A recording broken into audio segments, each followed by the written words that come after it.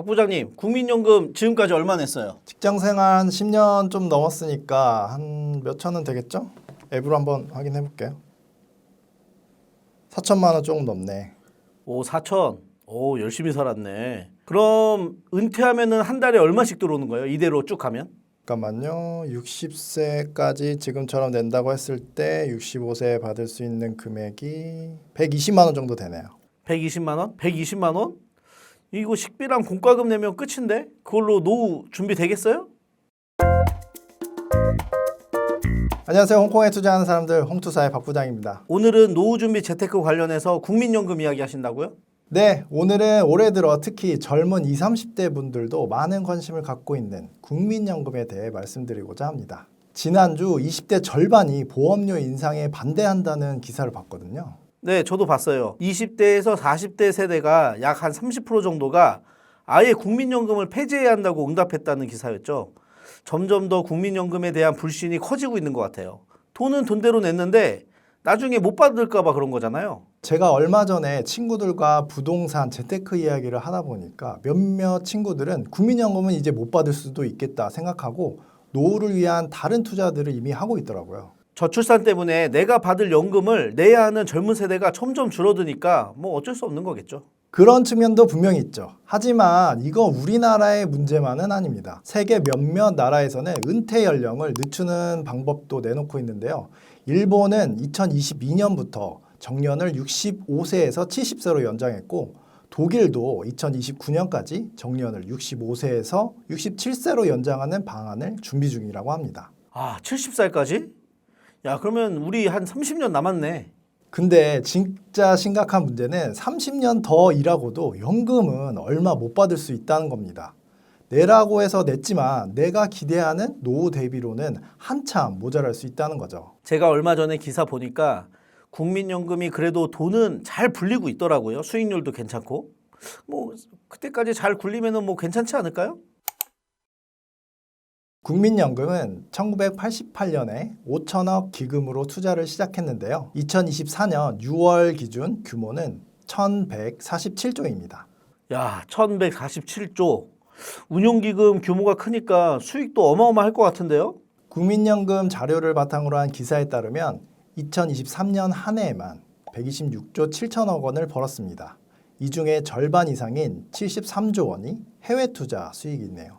그 정도면 꽤 잘 번 것 같은데 아닌가요? 주로 어디에 투자하나요? 다양하게 국내 주식, 해외 주식, 국내 채권도 있고요. 부동산, 벤처캐피탈, 헤지펀드 같은 대체 투자로도 포트폴리오를 구성하고 있습니다. 아, 부동산에도 투자하네요. 근데 지난 영상에서 얘기했던 노벨재단 투자처와 비슷한 부분이 꽤 있네요. 네, 맞습니다. 홍콩 글로벌 보험사들의 투자처와도 비슷하죠. 그럼 국민연금이 잘하고 있는 것 같은데 걱정 안 해도 되는 거 아닌가요? 수익률은 괜찮습니다. 그런데 향후 재정 예상치를 보면 얘기가 달라지는데요. 정부는 5년마다 연금 재정 계산을 하는데 2023년 국민연금연구원에서 발표한 자료에 따르면 2055년에는 기금이 모두 고갈될 것으로 전망했습니다. 현재 20대 후반에서 30대 초반인 분들은 은퇴할 시점이죠. 경제 상황에 따라서 전망이 더 안 좋아질 수도 있겠네요. 그럼 국민연금 말고 개인이 노후를 대비할 수 있는 방법은 어떤 것들이 있을까요? 본인의 자산 포트폴리오에 맞게 선택하면 되는데요. 국민연금에 더해서 추가 노후 대비를 하는 것이기 때문에 장기 투자 관점으로 정하셔야 합니다. 제가 추천드리는 연 6에서 7% 복리로 자산이 늘어나는 홍콩 연금보험이 좋은 옵션 중 하나가 될 수 있겠네요. 홍콩 보험사는 재정 고갈 위험이 없을까요? 인류가 멸망하지 않는 이상 그럴 가능성은 매우 적다고 봅니다. 아직 50년도 안 된 국민연금에 비해 100년 넘게 이행률을 지켜온 홍콩 글로벌 보험사들의 재무 건전성은 아주 뛰어나다고 평가받고 있죠. 100년 넘게 안 망했으면 믿을만 하네요. 그럼 왜 한국 개인연금 상품보다 홍콩 보험을 더 추천하시는 거죠? 여러 가지 장점이 있는데 그중에서 제일 중요한 세 가지만 말씀드릴게요. 첫 번째, 연 6에서 7% 복리 수익률입니다. 국민연금의 최근 10년 동안의 평균 수익률이 5.7%인데요. 단순 수치만 봐도 홍콩 보험이 좀 더 높죠. 두 번째, 달러 자산 확보입니다. 최근 10년간 달러 환율은 20% 상승했어요. 이 말이 무슨 의미일까요? 바로 달러의 가치가 그만큼 올랐다는 의미죠. 모든 자산을 원화로 구성하는 것보다 달러로 분산하는 방법은 매우 현명한 선택입니다. 세 번째, 피보험자 변경입니다. 내가 만약 경제적 여유가 있다면 연금 개시 시기를 늦추고 누적 연금액을 계속 연 6에서 7% 복리로 불려서 자녀나 가족에게 물려줄 수도 있죠. 홍콩보험은 연금 개시나 지급 방식도 굉장히 자유롭습니다.